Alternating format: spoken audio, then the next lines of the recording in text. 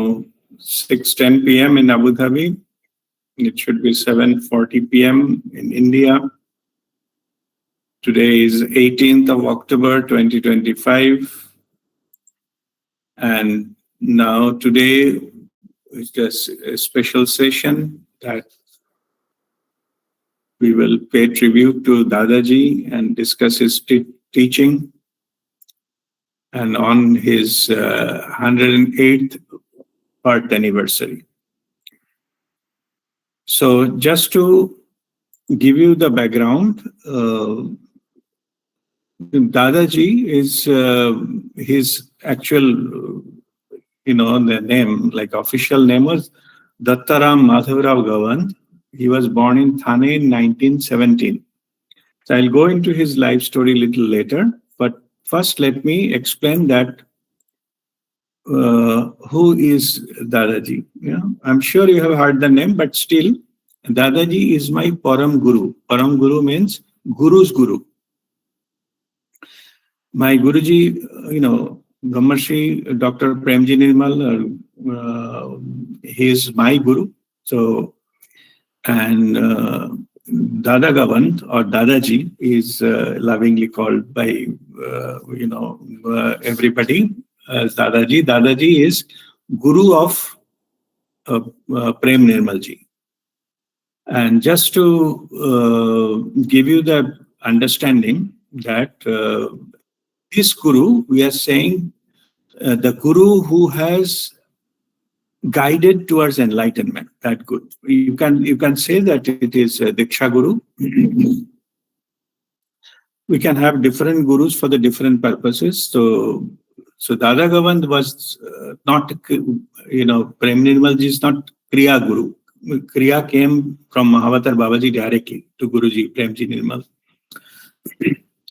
But originally he was guided by Dada Gawand, Dadaji, and in that process, during that, he was guided towards his enlightenment. Guruji's, Prem Nirmalji's enlightenment. So he is the Guru. So, and as I mentioned, Dadaji, I will go into the detail of his life, and so we are grateful. It is Guru Parampara. It is coming from that this enlightenment part of it. It is so Guruji Prem Nirmalji is guided by Dadaji, and Guruji Prem Nirmalji is guided me. So in that way, this is a lineage. So in that sense, that Dadaji is my Param Guru. Param Guru means Guru's Guru, and it is we are talking about Diksha Guru. Diksha Guru or whoever has been guided for the enlightenment. I'm just making the understanding clear. So we can have a Diksha Guru, we have a Kriya Guru, we have got different Guru. And in fact, for me, it is Diksha Guru, Kriya Guru also. I'm from Prem Nirmalji. I don't have any other Guru. Of course, we have, Babaji, our Moksha Guru. Moksha Guru is not my Moksha Guru. It is Moksha Guru for the humanity. Okay. So there is no such claim that it is my Moksha Guru. So Babaji is for everyone. But at physical level and in the worldly level, we need the guidance towards spiritual enlightenment, and that is we need basically the Guru holds the hand of the disciple and pass through that one. So, and the physical level who is associated, that is your Diksha Guru. So anyway, so this is about, now let me go into about Babaji's, not Babaji, sorry, Dadaji's life story. So I will just go through and explain about where he is. So Dadaji, as I mentioned, his original name was Dattaram Madhavrao Gawand. He was born in Thane in 1917. And now this year it is 2025. So that means this is the year we are celebrating 108th birth anniversary for Dadaji. Yeah. So his life story was, he was a Maharashtrian. He born in a wealthy family and he led a normal life, active, happy life. until the age of 18. Up to age of 18, he born in Thane, and he was there and growing up. But he suddenly found himself shouldering responsibility of a big household. All the responsibility of the family came on him because his father was untimely expired that time when he was at the age of 18. And this, then he took this as a challenge, life challenge, and actually, Dadaji is having total about 7 siblings. He was the eldest one, and there are 6 younger ones were there. So what he did is just he was running their family business, what his father used to run. And one by one, all his younger siblings, 6 younger siblings, he get them married and settled. And by the process, and by the time he reached his age of 37, because his father expired in 18, and all this process, the responsibility of business and getting the younger siblings settled, etc. So by the time he got age 37, and then he decided, he got disillusioned with the binding effect of wealth, marriage, prestige, and comfort. So he got that feeling that bahar kuch nahi rakha hai, that thing. And then, of course, by that time, he himself didn't marry, so he was still a bachelor, but he decided to leave the family and went off by himself in search of the true significance of life. See, our spiritual journey starts with this fundamental questioning that who am I? What I am doing here? What is my life purpose? From where that spiritual journey starts is a sense of inquiry. So that he got that into that question has, he went out, left the family and gone for the quest, that spiritual quest.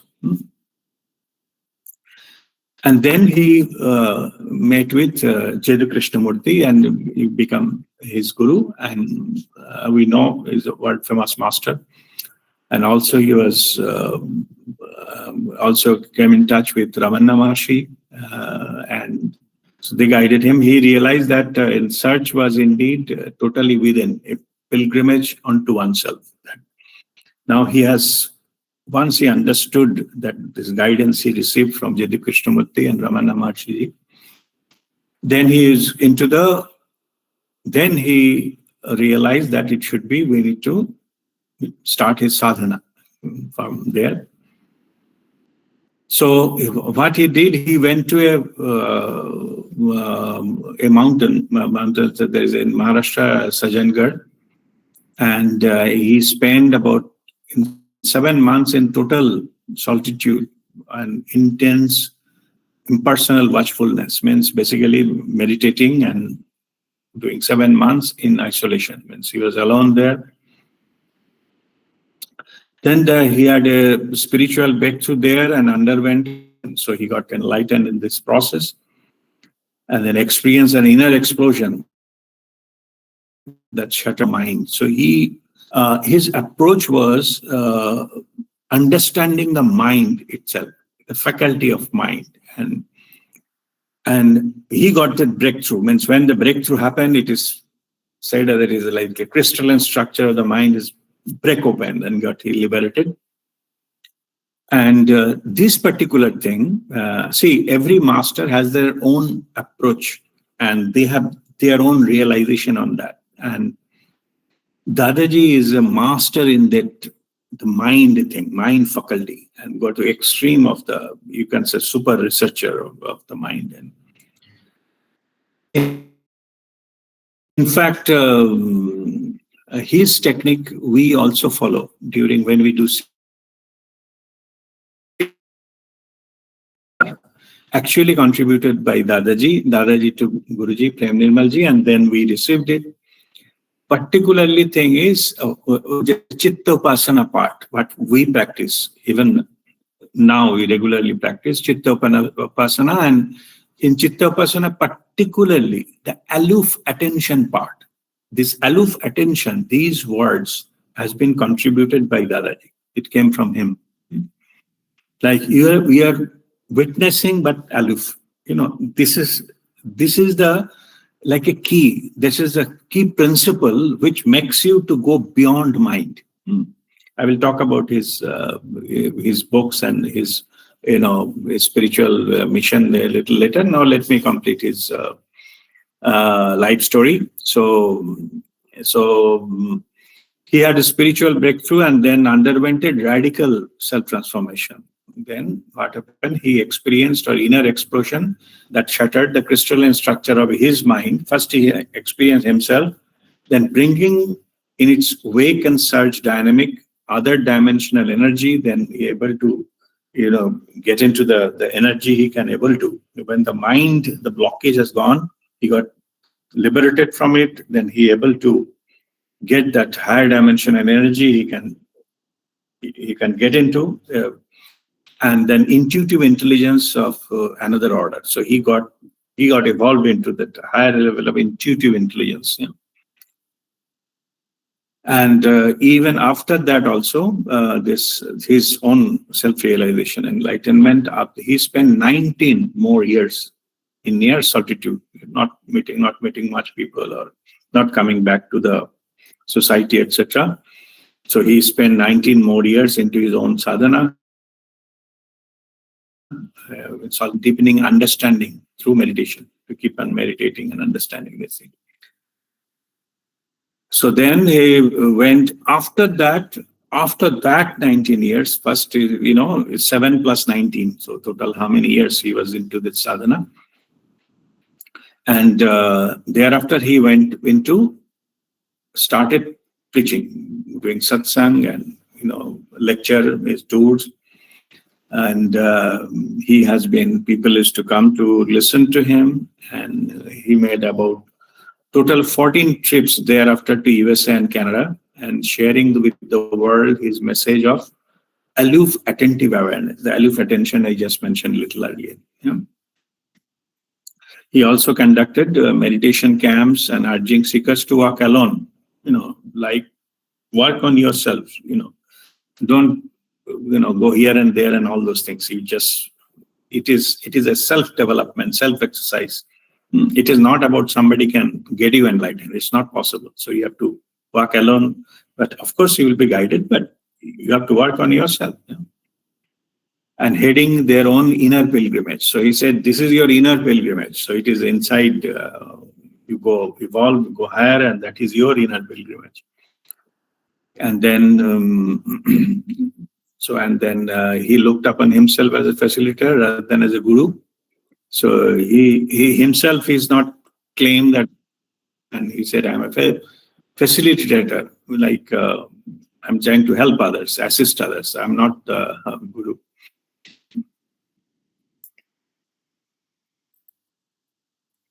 Okay, so that is his view. But after 57 years of tireless and dedicated, so he has, after that 57 years, he has spent onto this, spreading this as realization, guiding others and on. And Guruji Premanand meet in that point of time. So total his spiritual mission covered about 57 years, dedicated spiritual guidance, and then he left his body in 2012. So that is about 13 years back from now. That time he was about 95 years of age. So that is his life story. So, and now the Dadaji has written a lot of books. Actually, he has written poems, poetries, and also his talk has been written into the books. And also there is autobiography. So first is he authored following book. The first one is Beyond the Mind. It is, I'll show you. You can see that this book, just say thumbs up or something, somebody, if you can see that book. Okay, fine. It is by Dada Gavan. And this is his first book, and it is the Beyond the Mind. As I mentioned, he was specialized into this, the mind construct or mind blockage, or how to, break open the mind faculty and go beyond. So that is Beyond the Mind. So, and also that he has Intelligence Beyond Thought. It is his autobiography, his life story. And his Intuitive Intelligence, another very good book. And A Pilgrimage Unto Oneself, that is a talk, his talks in the US and Canada, he said. It has been compiled, and that is also a book has been issued. And but out of this most famous book he has authored, it is Towards the Unknown. So that is about the very good book, and all the spiritual guidance and techniques. It is so Beyond the Mind is the first book, but it has gone much later. But having the wealth of wisdom into this book of Dadaji.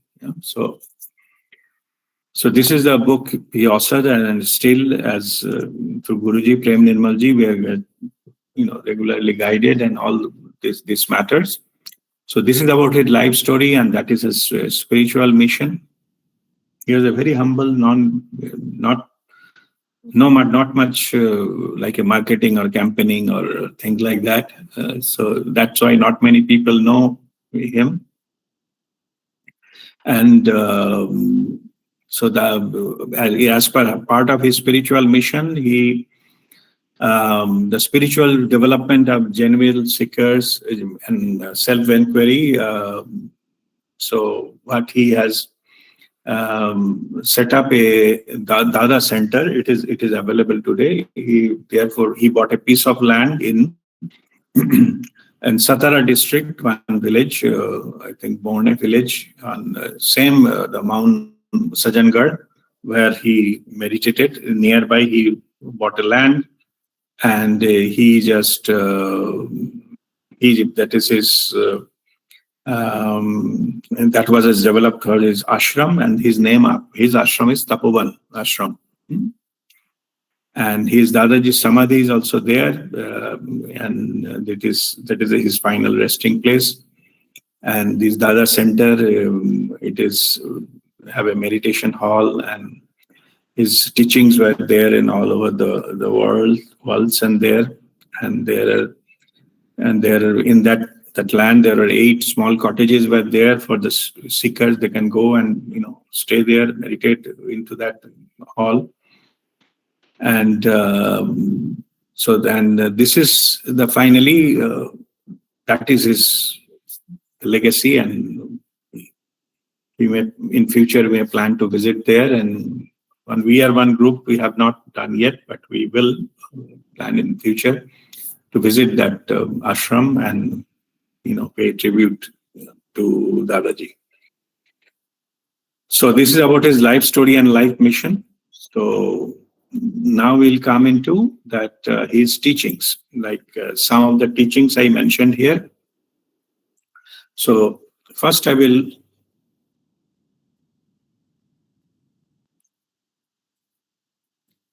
point by point I will read about his teachings, and then we'll discuss about those things. That are a few of the points I already mentioned here. That is the core teachings. So first one is light sap. So first I will just read that exact quote what he has written, and then I will give few explanations. Of course, this explanation is just my understanding, but these are the deep spiritual messages. It's not for the common persons to understand. So, but however, it is whatever we can grasp. This is a very deep knowledge, of course, connected to the infinite sources. But at least we try to grasp that, try to internalize his teachings. And this is the way, I like to tribute to Dadaji on his 108th birthday. So out of that, the first one is life sap. Now I read the quote and then I will go into explanation. The elementary energy of life sustains the whole creation, including plants, animals, and human beings. In man, it flows freely, spontaneously, and creatively like a fountain. When unhinged by the thought dimension mind, nature fills human consciousness with its aesthetic excellence and cosmic intelligence. With its causeless kindness, it influences and assists human well-being on earth. I'm sure we could not grasp it properly. So one by one line I will repeat and then I will just explain what I understand out of this. You can have your own interpretations, your own understanding. First is saying the elemental energy of life sustains the whole creation. Elemental energy, like the element of the life force energy or the prana that sustains the whole creation. So, and that including plant, animal, and human being. Everybody is run through prana. There is the elemental energy. Next is mentioning in man, it flows freely, spontaneously and creatively, like a fountain. Like out of that plant, animal, and human being has the free flowing of this creative energy. But it's saying it happens when unhinged by thought-dominated mind. Unhindered by thought-dominated mind. I'll read it again. In man, it flows freely, spontaneously, and creatively like fountain when unhindered by thought-dominated mind. So what he's telling here, that energy flows creatively, spontaneously, freely, only when the thought-dominated mind doesn't obstruct it.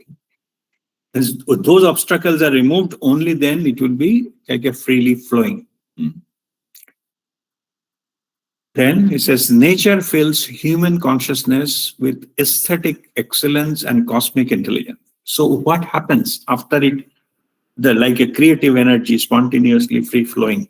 What happens when this human energy that goes into that level, when mind obstruction removed, when you go there, then the effect is nature fills, nature or divine or whatever name you call it, Prakriti.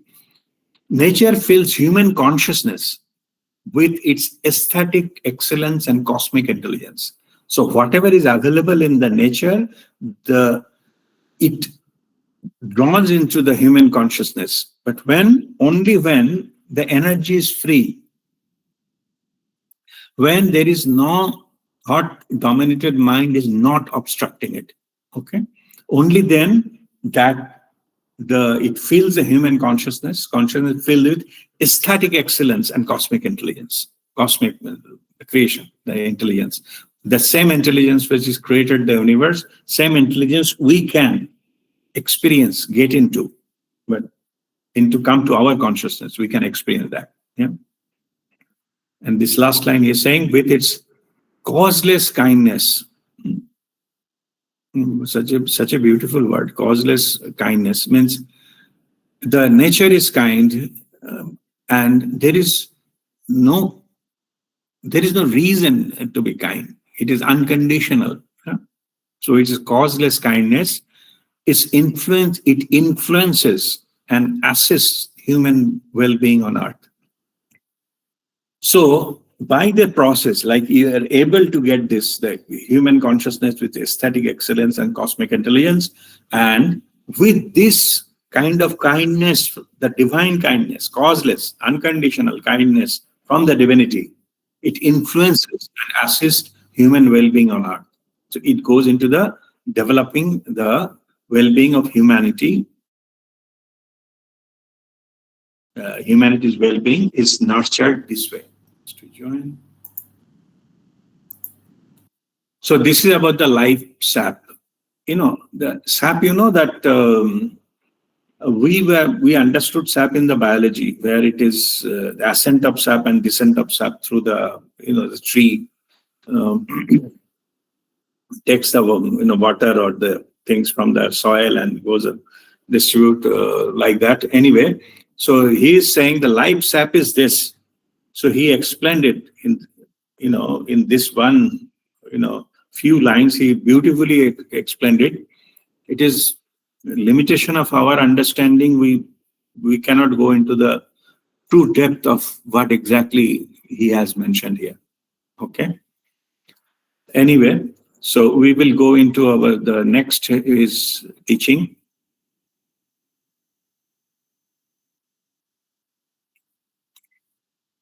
Next teaching is the one in the many.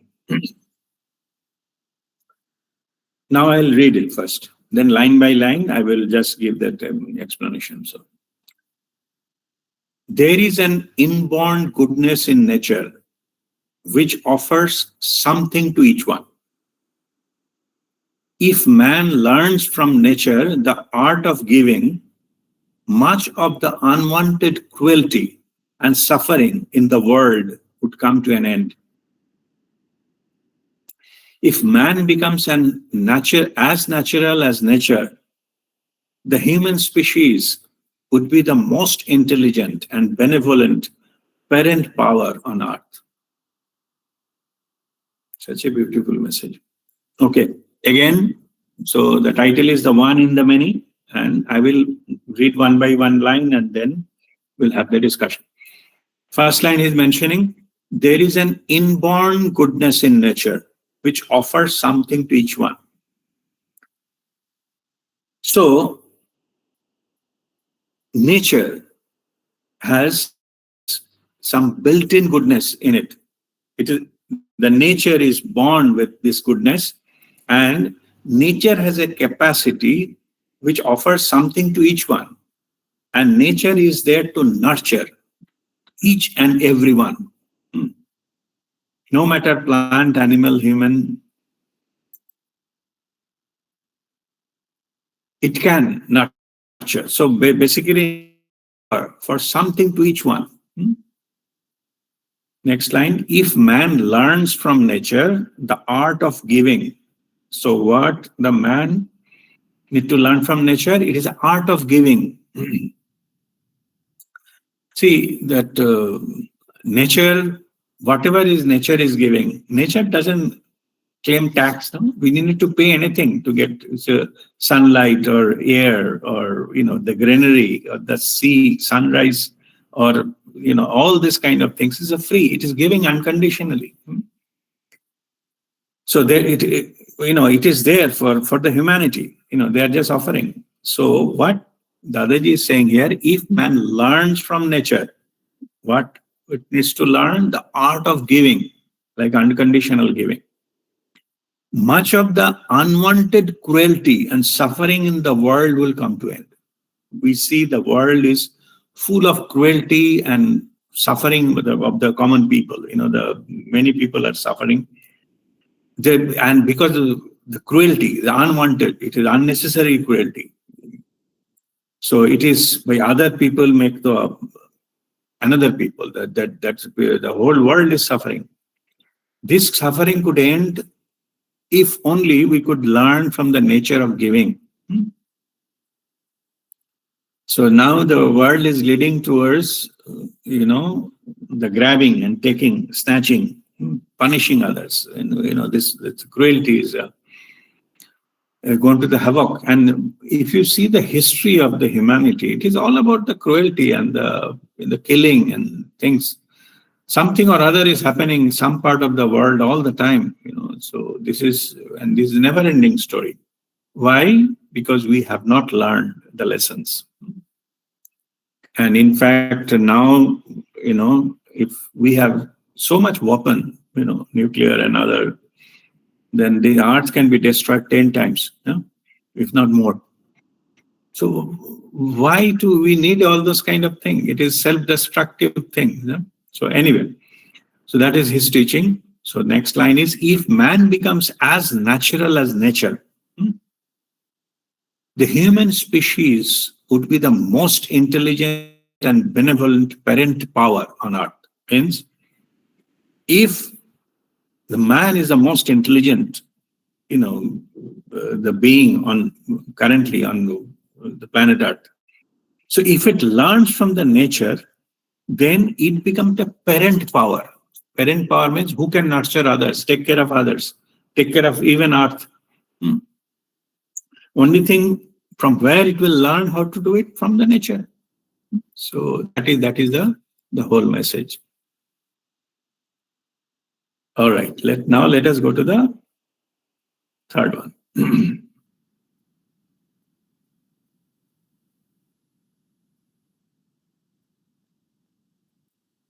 Okay. Next message is that offering the self.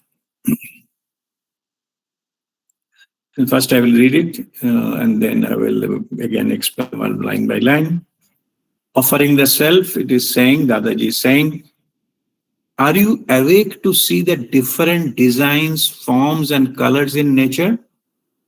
Are you conscious of geometric patterns and artistry in plants, leaves, and flowers? Human beings, too, have varied personalities and express themselves in unique ways. However, all these differences are only of the surface. For the same pure elemental energy lies at the source of all expressions of life. Indeed, to enter the kingdom of divinity, you have to become anonymous and non-entity. As long as you are somebody, you cannot enter the inner kingdom. It is the self, the mind, that stands like a mountain barrier between you and divinity. Again, line by line. Offering the self, that is the title of this message. Offering the self. First line, are you awake to see the different designs, forms, and colors in nature? There are different designs, forms, and colors in nature, but Dadaji is saying, are you awake? Means to see the true designs, forms, and colors, you need to awaken himself. You are just, everything is in front of you, but you are not seeing, truly seeing. You are not getting into the designs, forms, and colors of the nature. You take it for granted. That's what it means here. Then he's saying, are you serious? Are you conscious of geometric patterns and artistry in plants, leaves, and flowers? Each and every plant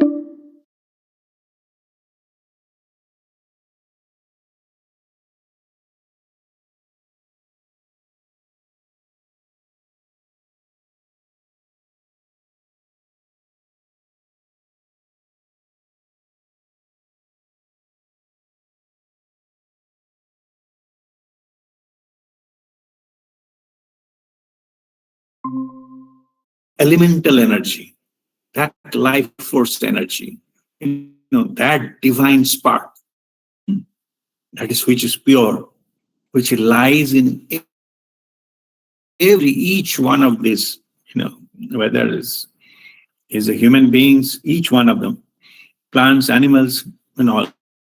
So they are same. So Dadaji is saying the difference is only on the surface. It itself is a unique. It itself is a beautiful, but core of it is all same.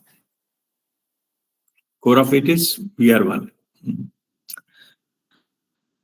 Then he says, indeed, to enter the kingdom of divinity, you have to be anonymous and non-entity. Now he's giving the clue how to go to that level, energy level. So whatever the outside surface you see, how you look and whatever your identities and names and things like that. So basically, to go to the kingdom of divinity, through that process of that energy and that like a liberation forces, you have to be anonymous. You have to drop the name and non-entity. You cannot identify with anything. If you identify with something of the surface, you cannot go the core of it. You cannot enter, that is saying, you cannot enter the kingdom of divinity. Okay? The divinity need you to drop the external identifications, the variations you have to drop and come to tune with the force, which is the elemental force, elemental energy that takes you there, the kingdom of divinity. Then he's saying, as long as you are somebody, you cannot enter the inner kingdom. Means, as long as you are identifying yourself with something outside, you cannot enter the inner kingdom. You will always be roaming around outside. You cannot get in.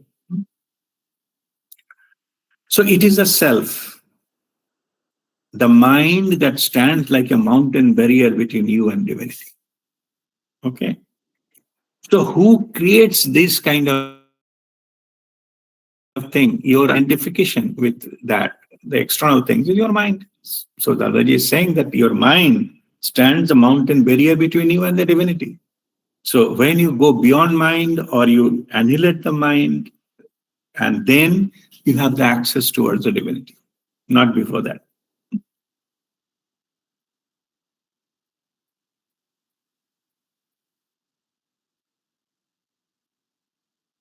Okay, the next message. The title is The Pull of Divinity.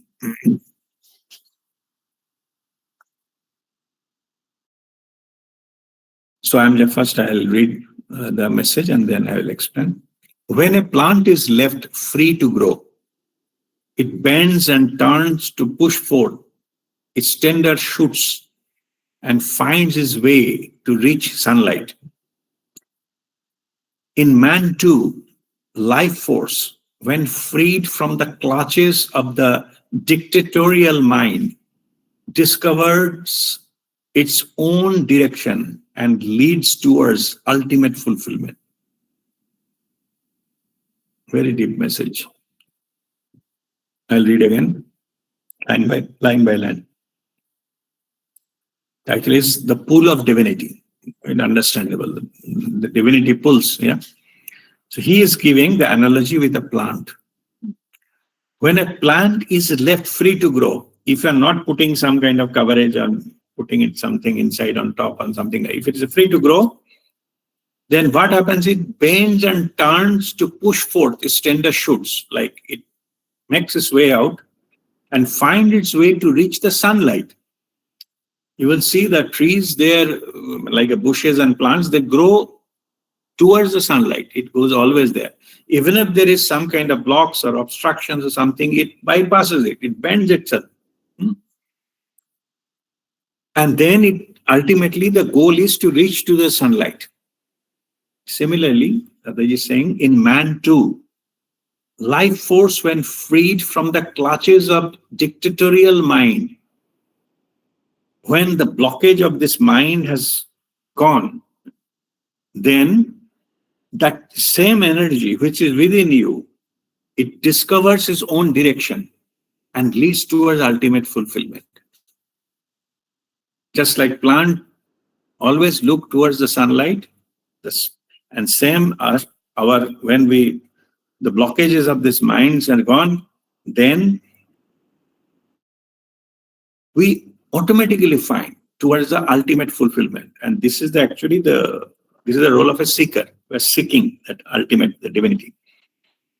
So this is what is the pool of divinity.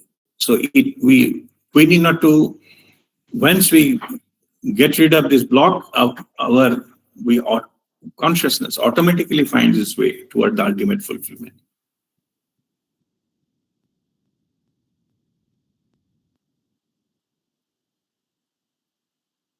All right. Next message is about centered. Centered, I'll read again. Life energy is a unique force that fosters growth in all living forms and can bring about their flowering and fulfillment. But man is rarely peaceful and tranquil within to feel the ecstasy and free flow of life energy. Meditation is a state of total being in which one is free from all strivings, conflicts, and fears generated by the mind. It is an experience of profound peace and wholeness of being. So now I go line by line. The title is Centered. First line it says, life energy is a unique force that fosters growth in all living forms and can bring about their flowering and fulfillment. It's whatever energy all living forms are having, life energy, life force energy, prana, what are all life, it can bring about the flowering and fulfillment. That energy itself is good enough to experience the flowering and fulfillment. But man is rarely peaceful and tranquil within to feel the ecstasy and free flow of that energy.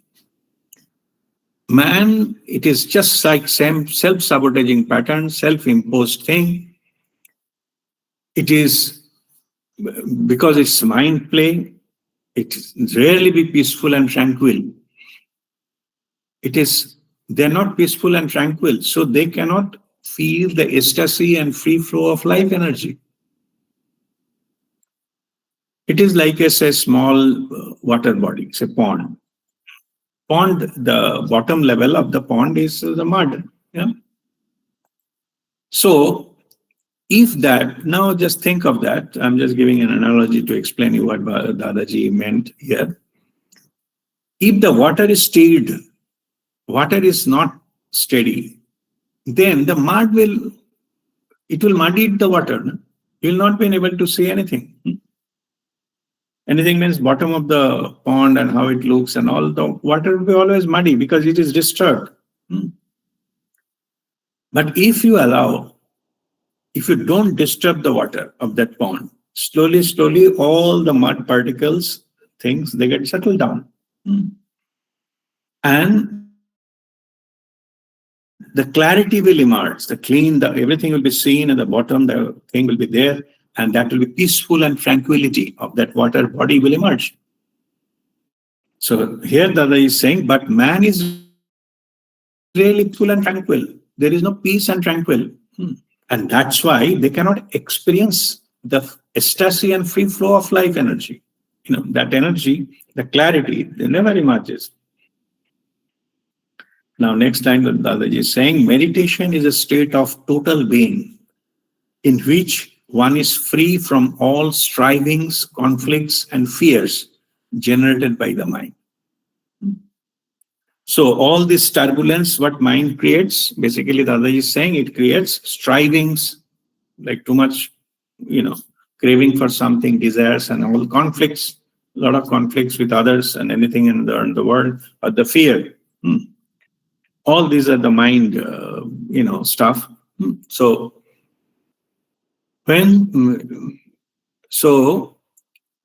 these things to get out of this, the mind construct. So we call it in all total, it's called mind construct. So get out of the mind construct. What you need to do, you have to meditate. Dadaji is saying meditation is a state of total being. Means it is not only your mind faculty. You get the merged, aligned with your inner being. So that meditation will help you to do that.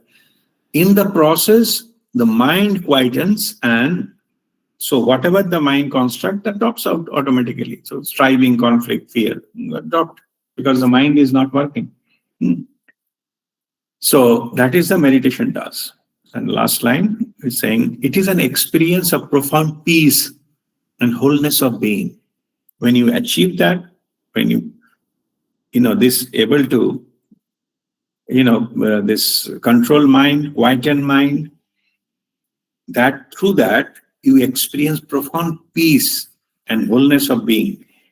You can experience not only your physical body and mind, you can experience your being, that what you are made of. The wholeness of being, everything what you are, you can experience that. This is about this message.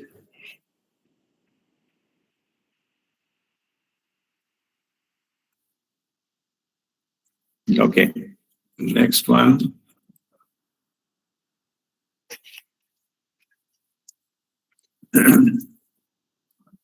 Next one is being still. That is the title. The state of silence. Now I'm reading the message. The state of silence is the absence of thought, not merely the absence of voice. Silence is the means to elevate life energy to a timeless dimension. In silence, the whole energy remains unruffled, peaceful, and serene within its bounds, not chattering and throwing itself out through ego projections. Only in silence, the energy, quiet, uncontaminated, vibrantly alive, and sensitive enough to receive the unknown. That is giving the teaching of being still, stillness. So what is the first line is, the state of silence is the absence of thought, not merely absence of voice. The state of silence, it should not stop talking. It should be, there is no thought in the mind as well. It should be absence of thought. Then you will go to the stillness. Silence in the means to elevate life energy to a timeless dimension. So what that silence or stillness of mind does, it elevates the energy to the higher dimension, which is timeless. The higher dimension, that there is no time and space. So way to go there is a silence of the mind. You have to straight up, you have to observe silence, the stillness of mind. Then only you'll be able to elevate your life energy to that dimension. Otherwise, the life energy, most of the life energy will be trapped in thoughts. Thoughts consume 80% of the energy what we generate through food and other things. If that is under control, then only you have the enough energy to go to the higher dimension, timeless dimension, as mentioned by Dadaji. In silence, the whole energy remains unruffled.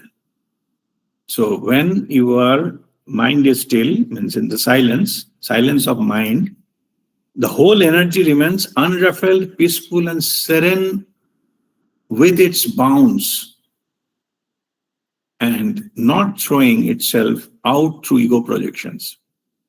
So then it is that energy, when the mind is silenced, that energy, the peaceful and serene energy, go to that level of the peace and that level, and it will not allow to wastage, leakage of this energy to the chattering and throwing itself out by ego projection. So the ego related things, that the energy is not wasted there.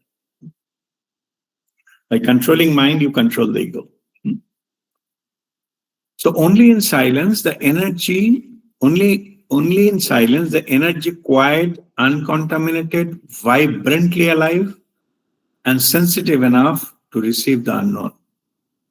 When you quieten your mind, silence your mind, and it is uncontaminated, your ego is not playing, and it is a vibrating silence. Yeah, you're silent, but not sleeping, not ignorant, vibrantly alive. Silent, but vibrantly alive. That is the state, Dadaji is saying, sensitive enough to receive the unknown, the other dimensional thing, other dimensional knowledge, other dimensional, higher dimensional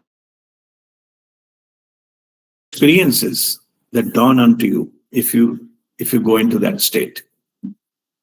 And that is saying that then that is a minimum requirement to receive the unknown. And you see that the book is towards the unknown, and this is the key how to go there. That is being still.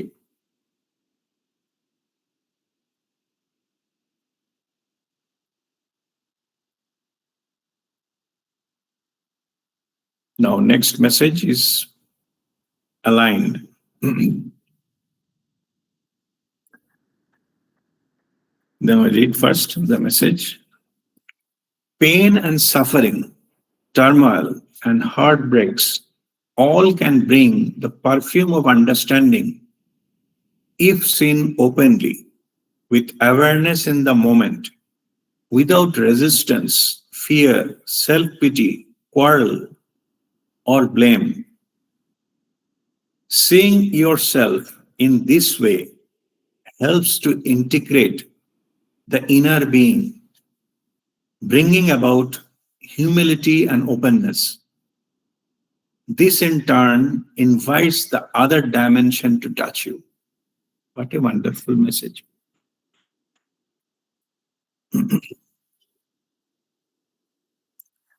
I will explain line by line.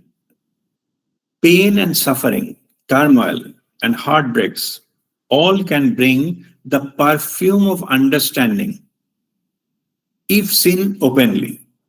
So all whatever so-called suffering and turbulence and heartbreaks and losses, whatever we undergo in the life, but Dadaji is saying, if seen openly, you just see it openly, with awareness of that moment, without resistance or fear, or self-pity, or quarreling or blaming someone, or poor me syndrome, self-pity. If you can get out of that particular awareness of that moment when you are suffering, so-called, that those loss or those kind of experiences.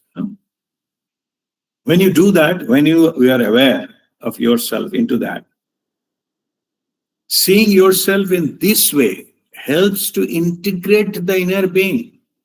He said, when you are aware out of those kind of issues, turbulent and losses and all those things, if you hold your awareness there, that will create a path towards your inner being.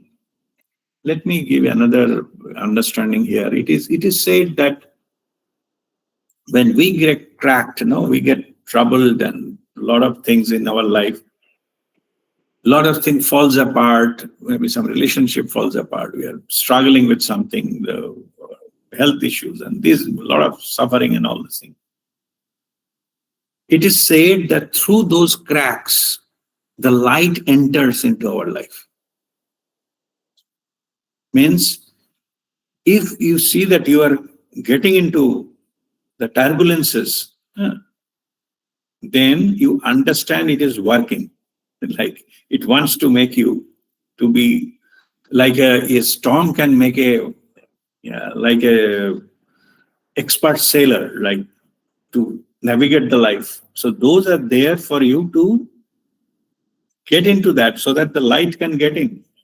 So Dadaji's teaching is that seeing yourself in this way in the awareness, not blaming, not resisting, not fearful, not self-pity, all those are ego traits. Yeah?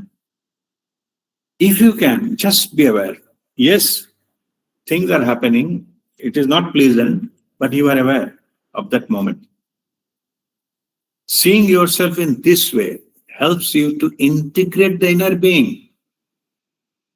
When your external power fails, the inner power gets in.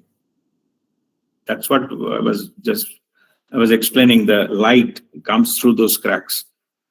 As long as you are saying I am in control. Oh, okay, there is some problem, but it is because of this fellow. It is because of that situation. It is because of because God is not fair. Blaming God, blaming destiny, blaming the society, blaming government, blaming family, blaming my parents, and all those kinds of things. This will not get you there. That will keep you down, anchor you down. So when you let go of all those things, then your inner power will dawn onto you. That's what Dadaji is telling. Seeing yourself in this way helps to integrate the inner being, bringing about the humility and oneness. In turn, it invites the other dimension to touch you. That is the way, if you, on those moments, if you can be aware of that moment, then you see the higher dimensions. You get into that higher dimension, which can, of course, that will transform your life. But the path is not easy. You have to be aware, and you have to go ahead with that one without doing all those things. The blaming and quarreling, self-pity, fear, and things like that. Okay? And this is, Dadaji is saying, this is called aligned. You are aligned with the divinity because you are not getting into the stretched between external events in your life.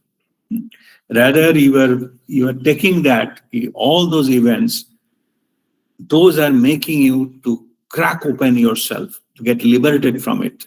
And then the higher power dawns into you. Okay.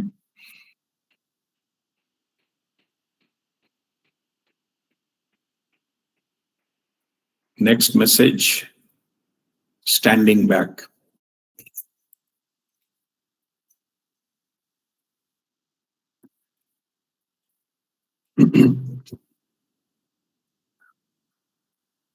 Nature, the whole universe, in its play of moments, tries to communicate with and enrich human life. But the human mind is constantly striving for something and rarely at peace.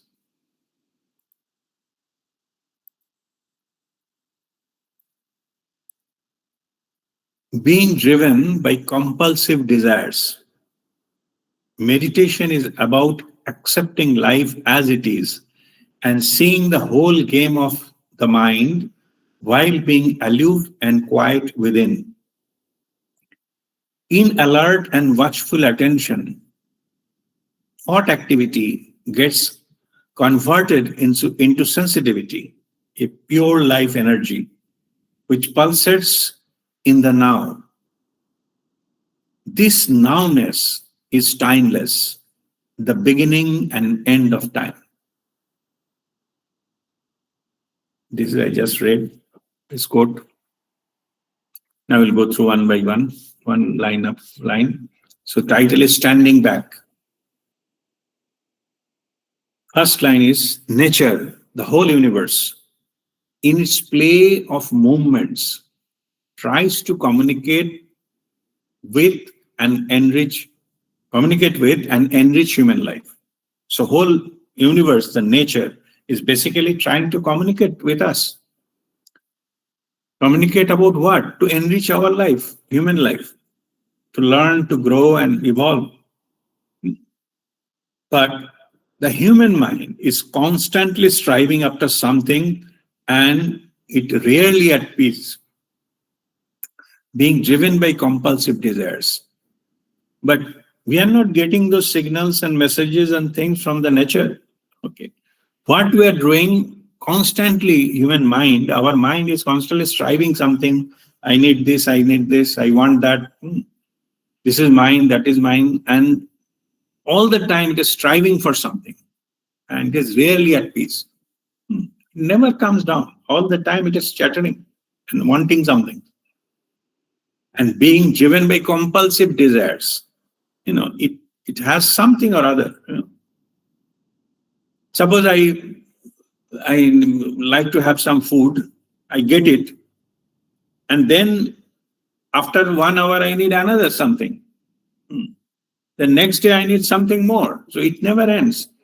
It is not that whatever you want, if you get it, that finishes the matter. Never. That is what Dadaji is saying. Compulsive desires. Desire is permanent. Meeting desire is keep on happening, and we are going forward. That's a never-ending story. We've fallen into the trap of infinite loop of continuously desiring something or other. I'm not saying here right or wrong, whether we don't have a right to desire something. I'm not saying that. But the truth is, mind is always wanting something. It is its compulsive behavior of our mind. So, Dadaji is saying that is what is stopping us to get into the messages of the universe and the nature. This attitude is stopping us to get into that realm. Okay, next is meditation is about accepting life as it is and seeing the whole game of the mind while being aloof and quiet within. So now Dadaji is saying the meditation. What is meditation? Meditation is, it will allow you to seeing the whole game of the mind, being aloof, like detached from the mind and quiet within. Why quiet within? Because it creates the background, the screen where everything is being played. So meditation, it allows you to watch this mind game, the whole game of mind, and being aloof, like not get carried away with thoughts. Aloof and quiet within. So then only this meditation will allow you to see what nature or universe is doing, is trying to communicate to us, how to enrich ourselves. Then in alert and watchful attention, thought activity gets converted into sensitivity. Okay, that when we are giving attention, aloof attention, basically to the thoughts, the thought activity gets converted into sensitivity. It changes its form. It no longer becomes just a thought passing through your mind, and then it converted into sensitivity. That is a pure life energy which pulsates in the now. So when it converted into sensitivity, and it is a pure form of life energy, and which pulsates in the now. Now means now moment. So when you go into the watchful attention in the now moment, don't get carried away with the mind businesses. Then what happens? In this watchful attention, the thought, they changes. It's that energy of that thought gets changes into sensitivity. Then a pure life energy pulsates in the now. So when it changes into sensitivity, which is actually the representation of the pure life energy, which only you can experience in the now moment, present moment. You cannot think about it. You cannot project it. You cannot reach there by your ego. Only you can experience it when the thought energy gets converted into sensitivity. And the last line, Dadaji is saying, this nowness is timeless. The beginning and end of time. So the now moment. And now moment is the only truth. It is called eternal now. It doesn't have a starting, ending, elapsing. That is the only truth of time, which is now. And it is said that now it is beautifully, Dadaji has written, the nowness is timeless. It is the beginning and end of time. Everything there. Everything is now. To understand this now moment, so you can, in fact, there is no past, there is no future. There is no time before and time after. There is nothing like that. Truth. Truth is only now moment, now, present. How is that? So many things can happen. You say so many things happen in the past. No, so many things happen in the past, but that time, now moment. Okay. In future, many things will happen. That future thing will happen only in the now moment. You cannot have that something is happening without now. Okay. So it will only happen at now moment. So now moment is the only truth. And all other time scales and things, whatever you are thinking, those are your mind construct that you created. You imagined that this could have been like that. But otherwise, everything is in the now moment. And that's why they is saying that nowness is timelessness. It doesn't have time. Now means timeless. And that is so what I call it, now moment is a bridge between the physical dimensional reality to higher dimensional reality. In higher dimension, there is no time and space. And how to go there? The bridge is now moment. Present moment. Only then that will create a bridge to go there. If you are not in now, if you still under the play of your mind, thought mind, you will never cross that. And that is exactly what Dadaji is telling you. All right.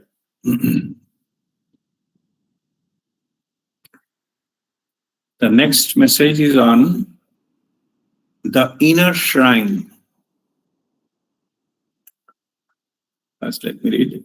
Man's only challenge is to rise above mental chatter to the level of alert, attentive inwardness, so that the benediction from the cosmic energy field will be able to strike the lightning.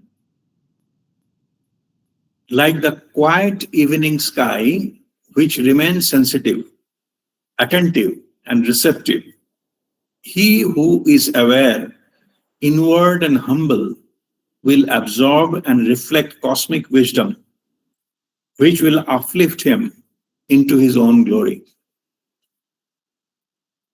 Again, we'll go line by line. The inner shrine, that the title of this message, and first line. Man's only challenge is to rise above mental chatter, like to go above the mental chatter, what the thought mind, and keep on thought flowing. You have to go. It is a challenge to go beyond that. So, where it will lead? It will lead to the level of alert, attentive inwardness, so that the benediction from the cosmic energy field will be able to strike like lightning. Only then, if you go through that, go beyond this chatter, the level of alert, attentive inwardness, so that the benediction from the cosmic energy field will be able to strike like lightning. Then it will reach to you, but you have to first cross this barrier to be there.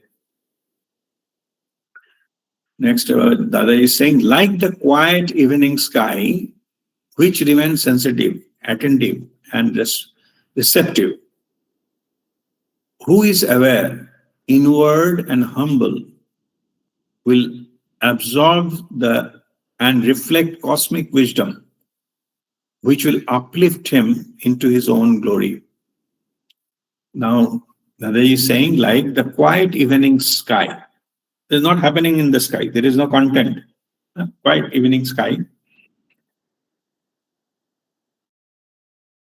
which like means, if I can go to that level of mind, which is like a quiet evening sky, which remains sensitive, attentive, and receptive, they're open to any possibilities, but quiet, silently. And then he's saying, he who is aware, fully aware, not sleeping, inward and humble, with humility, will absorb and reflect cosmic wisdom. Cosmic wisdom, you can say the universal knowledge. Yeah, the truth will dawn onto that person. Will absorb and reflect cosmic wisdom, which will uplift him into his own glory.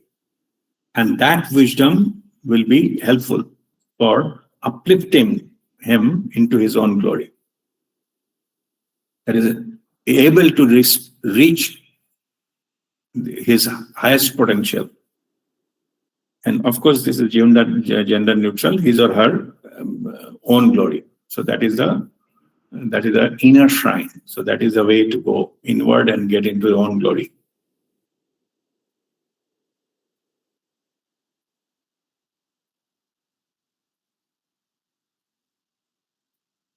Next message is pilgrimage unto oneself. So such a beautiful way of writing. Normally, pilgrimage means we go to something somewhere to see some deity or some place. No?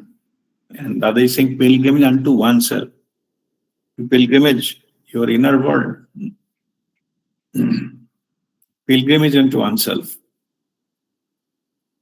It is like a poetry. I will read that few lines, and then we'll go one by one. To move backward and enter within silently like a snail is the greatest journey on the hidden eternal trail. Like a flock of homesick birds flying eagerly back to their mountain nest.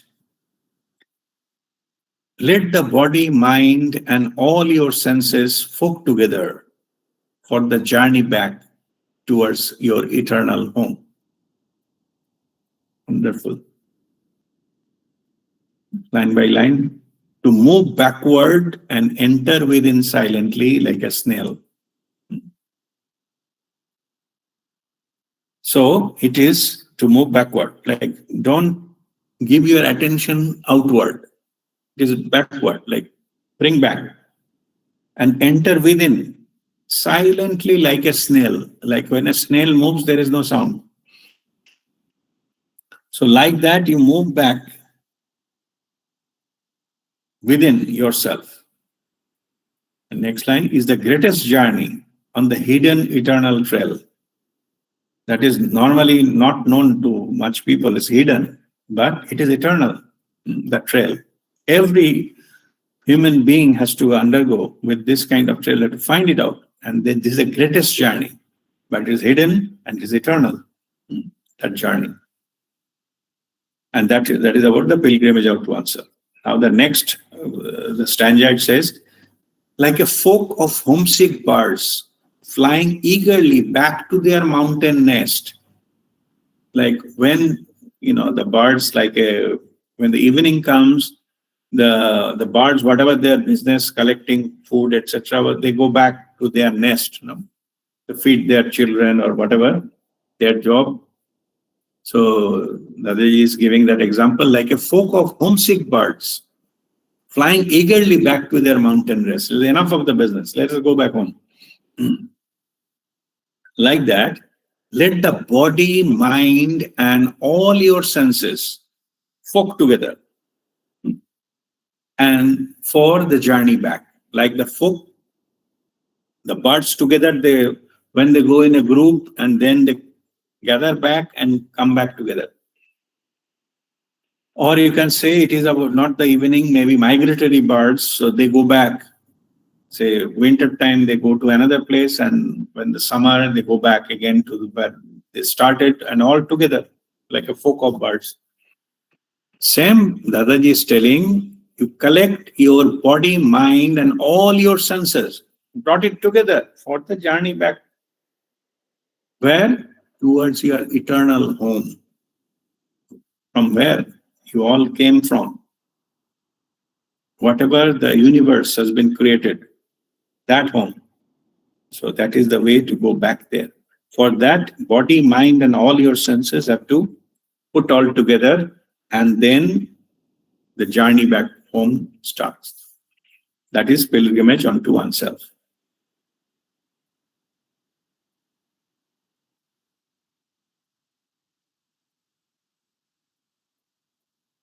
Now, the next one is rising above oneself.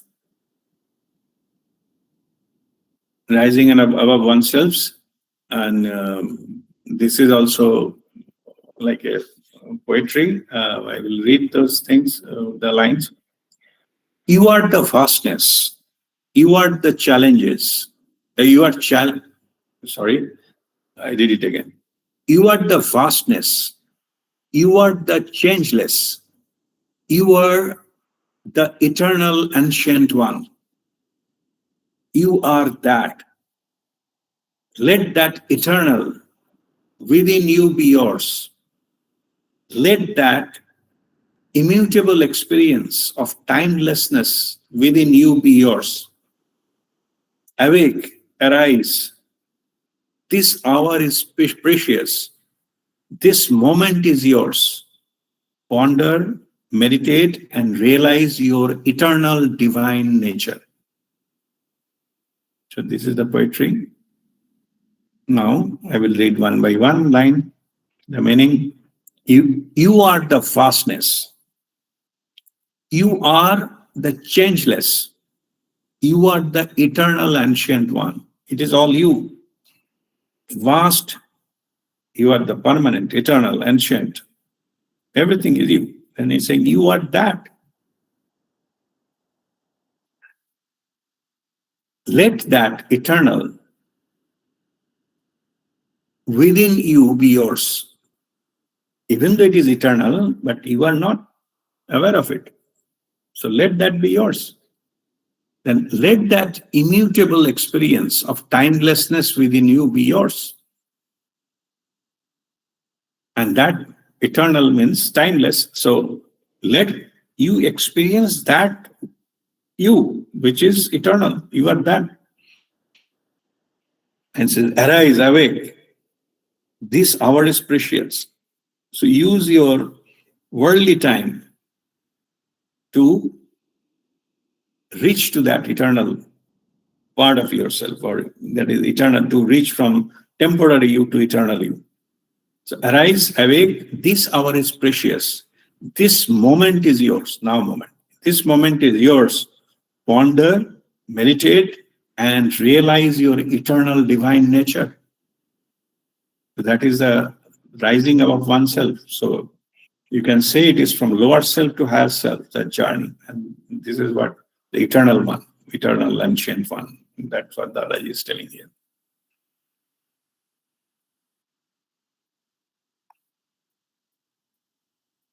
Now the last message I will read about surrender. The person who is simple, humble, and innocent is much nearer to divinity, more open to the touch of otherness that awaits. When you have totally accepted everything exactly as it is, that other dimension will happily accept you. That dimension will absorb you, making you the one of its own kind. So this is a message of surrender. I'll go one by one line at a time to understand it in detail. So first part, Dadaji is saying the person who is simple, humble, and innocent is much nearer to divinity. That is because these are divine qualities. Being smart, being intelligent, being crooked, being these things is those traits are taking one away from the divinity. The divinity is simple, humble, and innocent. Like a flower or like a child. That is the divine nature of a human being. Okay, the person who is simple, humble, and innocent is much nearer to divinity, more open to the touch of otherness that awaits. Like they are more ready to get into that higher dimensional experiences, that this oneness experiences. When you have totally accepted everything exactly as it is. So the key is not to fight, not to criticize, not to, think that why this, why that. Just if you accept everything exactly what it is, exactly the way it is created, that other dimension will happily accept you. Once you accept what it is, not your version, not mind construct, not what you think, what it is. If you accept what it is, then higher dimension will happily accept you. Means you have to accept your reality to get accepted into the higher dimension. Okay, the key is simple. It is acceptance. Your acceptance opens your eligibility to get accepted into the higher dimension. Now, the last line, that is saying that dimension will absorb you, making you one of its own kind. So, once you are accepted into that, into that higher dimension, you become one of them. You become one of its own kind. Basically, you become the representative of the divinity. And this is what it is saying as a surrender. Okay, with this, I will conclude. These are all 12 messages. So with the conclude, and now let me save the attendance, and then if there is any question, I'll answer them.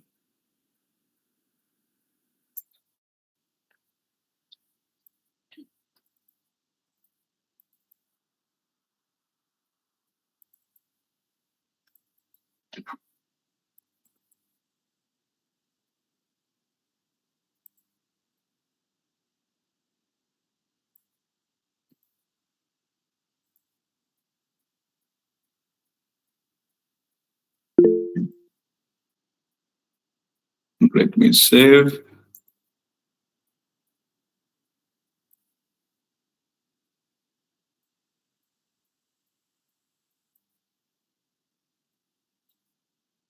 Yes, Monali, go ahead. Yes, Pranam Guruji. Pranam. Guruji, before this standing back, the point was the aligned where you said that whatever be the situation, whatever we need not be fear or anything, we have to be aware only. And then again, you said this surrender point. So I don't know, it's my understanding. I thought aware means whatever has to happen, it will happen. We have to accept it, and we have to surrender, like you said, no, surrender everything to divine. So awareness, I had this little confusion regarding that awareness point. Okay. Now, see, the first earlier message was about, yes, the key was how you address them. First one is how you address them. Means you're basically what you are saying is when you face with this, whatever, the obstacles and things like that, basically what my understanding is, don't react to it. Because react means you're giving power to your mind will drive you, and you become emotional, and you become, all the drama will start. First message was you just observe, aloof attention. Yes, it is not pleasant what is happening. But when you just be in the awareness, then that event will not have that power to control you further into suffering and the negativity. So it is not denying that it is not happening. Only it is saying that when you face that, you center yourself, you just be aware. that is the way, then you get the control back on you. You don't get carried away with those things. That's the first part of it. Last message that what Babaji is telling, that there is no need to fight with anything outside. No matter what is happening, you accept it. And when you accept it, only then that kind of power, you get the key to go to the higher dimension. So when you go into the higher dimension, lower things will drop off automatically.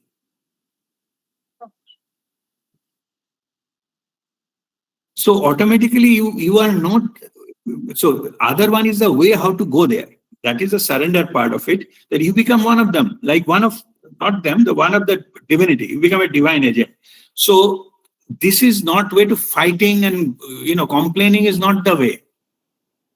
You have to accept, you have to be aware and all that. The other message say awareness, that from that pain, the crack, the light will enter. Yes. And it has got its own power. You will not get able to getting that power of healing, power of all those kind of things will not enter if you keep on struggling and fighting and you're projecting your mind thing. So that was the earlier part. Okay, I got that. I was confusing it with the surrender. Awareness means I was thinking that we surrender everything to divinity. What will happen, we surrender to you, like that. I thought it's not like that. We have to be aware. No. It's not that. It is actually the all the Dadaji's message. It is like an energetic principle. If we think from the materialistic point of view, you'll misunderstand. It is a key of the energetic way. How to get that energy. That is what Dada is saying. Dada is not saying that you don't do your own job and you don't work, and it's not that. Yeah? But Dada is saying that the energetic key. The life energy, the elemental energy, what Dadaji is mentioning here, that will not come into play as long as your mind is getting played. So that's why the steps are, and to get that energy, that is the way. And in fact, whatever a normal traditional way of addressing thing, it is just opposite. By fighting, you will not be able to go over it. But accepting it, it will lose its power, then only you evolve. Yes. But when you evolve, it will go away anyway. Means acceptance is not a failure. It's a strategy to go beyond.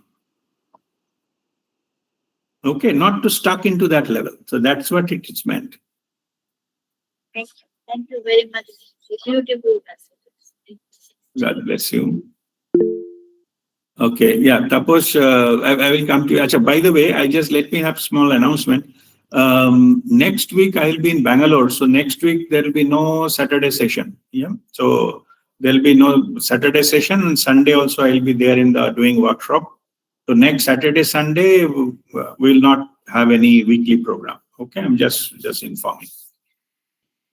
All right, Taposh, go ahead. Yeah, actually, all of us face problems. All of us have some dreams, and now you work towards it, and you're sincere. You put in efforts and all. But what happens is, outcome what it comes many a times may not make you happy or displease you. And the reason behind it may be a lot of reasons behind it. Maybe people are against you. People want you to fail or whatever. It's beyond your control. And finally, the outcome is not good. Now, under this situation, somebody has to believe that that was the wrong path he took it, or masters have a different plan from him, and this can be a rectified process which he needs to follow under their guidance. Mm-hmm. So is that he should accept that, he will accept it, and he will proceed towards that. Yes, this was not his path. Is this the way of action he should take against this situation, or there is something different? No, absolutely not. See, okay. Let me explain, because I'm not judging this, but what I'm saying is, the key to go beyond is not to fight with this or not to give judgments good is bad, is I'm failed, I'm past. That's why it is saying ma phaleshu kadachana, means as long as you are stuck to the results, result may be, see, 50-50, no? Some result can be pass or fail. No? So if you keep on judging that results, then you will not evolve beyond that. So that's why it's no matter. So normally my teaching is do your best and rest you leave it to the divine. Okay, but your part you have to do. But whatever the results comes, don't get into that because I did this, so this is a failure for me. No, it is not. It is a process. Your life is a process. There will be 50% yes and 50% no. Okay, but when no comes, you should not. The whole journey should not, shutter. Shutter. That is the thing.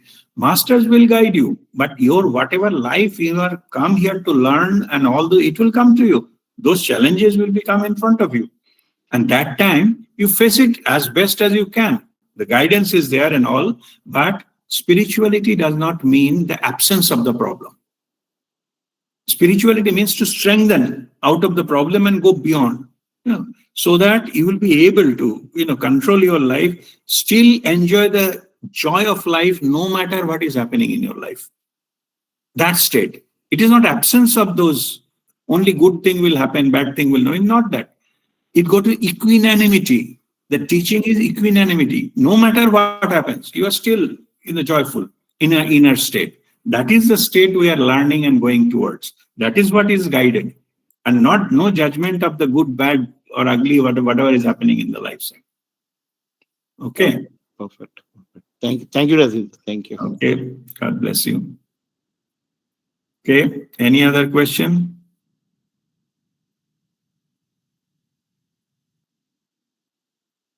By the way, you like me to post those messages into the group, what I just read, Dadaji's message? If you want, just... Yes. All right. See... Yes, please. Yes, sir. Okay. See, what I actually, this particular one, the messages what I read, it is Guruji, Prem Nirmalji given me a calendar, table calendar, of Dadaji's this thing of 2013 calendar. And each page, each month, there is a message, those I have read. So what I will do is, I will put that into the group so that you can read the messages. It's a calendar basically, but multiple pages with both sides. The pictures are there, beautiful pictures, flowers and other things. Dadaji's pictures are there. I'll post it into the group so that you can refer it. You can save it, that file, and you can refer it, so that in future those beautiful messages. All right. Yes, Shupratim, go ahead. The question is it possible to reach that state which you have distilled in these 12 or 13 or so many messages? It looks not impossible. It looks like this is the masters teaching to the other masters. These are for ordinary materialistic and people who are stuck to the daily grind and who are almost always fluttered by so many events which are happening every hour in their lives. Correct. That kind of equanimity, dispassionate, what you call an aloofness, and it sounds like it's out of the all realms of possibility uh, for for me. I have no other, and this is not about being right or choosing or saying wrong or being judgmental. I am concerned that it is impossible to reach the state. Is it even 1% possible? This looks more like someone who has actually been the guru of say 40 years, 30 years of being aloof, itself shows I have no word here. It's beyond all comprehensions that I can even, that I can even dream of. So, Yeah. question is it possible to even reach a bit of that state? That's it. Um, so, Pratim, I will give you some kind of analogy to I understand what I wanted to say here. See, it's not easy to understand something which we never experienced. Basically, we don't have the experience. That's why we could not understand what he's talking about. For go up to that level, you need a guidance. No doubt about it. This is exactly the reason you said that to me it is a like a Greek and Latin. I cannot understand a iota of it. For that to go from here to there, you need guidance. Okay, so means the answer to your question is you need guidance. It is not that it is impossible to achieve. Why it is impossible? Many thousands they have achieved that. They experience that. I will give you one analogy which you will understand. Suppose a class 8 student, he says it is impossible to crack joint entrance exam, engineering exam. For class 8 student, it may look impossible. Okay. So there will be calculus, there will be this, that, and so many things, and it will be very difficult to get into through. So and the class 8 student is asking, is it possible to get crack joint entrance? But if you go to the other side, means to crack the joint entrance, you have to prepare yourself. You have to take tuition, you have to study, you have to get the references, you have to work hard and all those kind of things. And then you appear in the exam and you pass through. So question is whether that who is asking that it is possible or not. Of course it is possible. However, it depends upon how you prepare yourself and how you go yourself into that. So that preparation part, you need a guru. Automatically it will not happen. Automatically it will not happen. Somebody need to interpret it for you as per your language. Okay, so there comes the role of the guru. Gurus are there to guide you. And those things were written. Actually, these are not words. As earlier I was mentioning, these are energetic clues. See, suppose I'm saying that can you describe how a mango tastes? Simple thing. Okay. No. Answer is no. You can give a clue, right? So what Dadaji is giving those clues of how a mango tastes. And now somebody is saying, oh, from reading all those things, I don't have any idea how a mango tastes. Yes, because it is something else. It is not, it will not give you the taste of the mango. You have to experience yourself. Okay, so but this messages are the guidance, the guidelines. It is the how it happens, and those kind of Dadaji is sharing his own realization, self-realization after so many decades of sadhana. Of course, we'll not be able to, like class 8 joint entrance stuff, will not directly get into there, but slowly, if we prepare ourselves, why not? Means it is not basically what I'm saying. It's not a reason to drop out of it. So I will not get it there anyway. Okay, you will, but only thing it is your determination, your sadhana, and all those things, and you will be guided. As simple as that. Thank you. Thank you. Okay, God bless you. Okay, any other question? All right. So if there is no further question, we will just do Shanti part and then we will close our session today. Okay. Om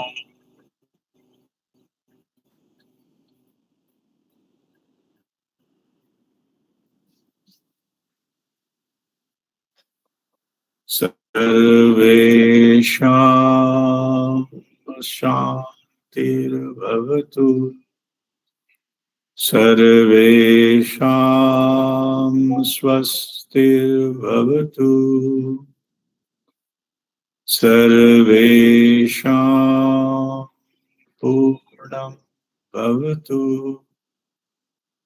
Sarvesham Mangalam Bhavatu. Om Sarve Bhavantu Sukhino. Sarve Santu Niramaya. Sarve Bhadrani Pashyantu. Ma Kaschit Dukkha Bhag Bhave.